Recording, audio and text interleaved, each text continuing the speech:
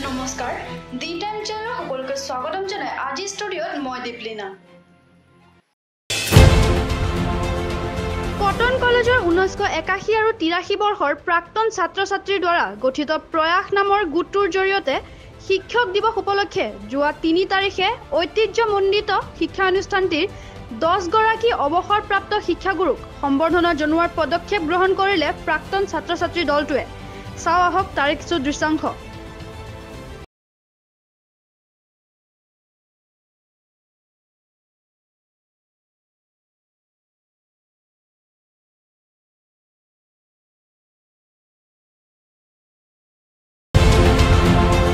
মঙ্গলবাৰে অৰ্থাৎ কাইলৈ কুকৰাঝাৰত অনুষ্ঠিত হ'ব কেবিনেট বৈঠক সেয়েহে 9 সাজেৰে সজাই তোলা হৈছে কুকৰাঝাৰ চহৰ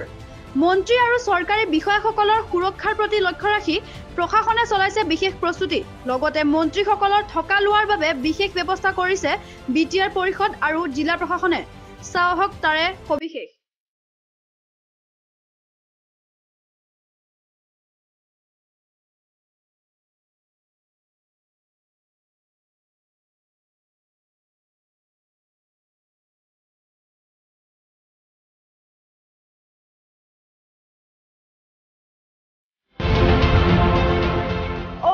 আঁচনি লাভ কৰা হিতাধিকাৰীলৈ চৰকাৰৰ বিশেষ অনুৰোধ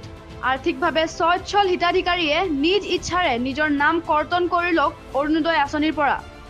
এই আহ্বান কৰিছে অসম চৰকাৰে আৰ্থিকভাৱে স্বচ্ছল হিতাধিকাৰীসকলক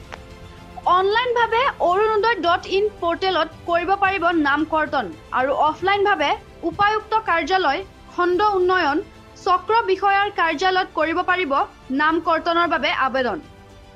অলাগতিয়াল নামবোৰ ভৰ্তি হৈ থকাৰ বাবে প্ৰকৃত হিতাধিকাৰীয়ে লাভ কৰিব পৰা নাই এই আঁচনিৰ ধন সেয়েহে স্ব ইচ্ছাই নিজৰ নাম কৰ্তন কৰি লোৱাৰ আহ্বান চৰকাৰৰ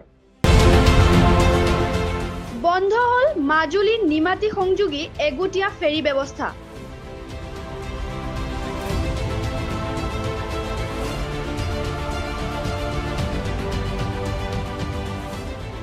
আজিৰ নিউজ ইমানতে সমাপ্ত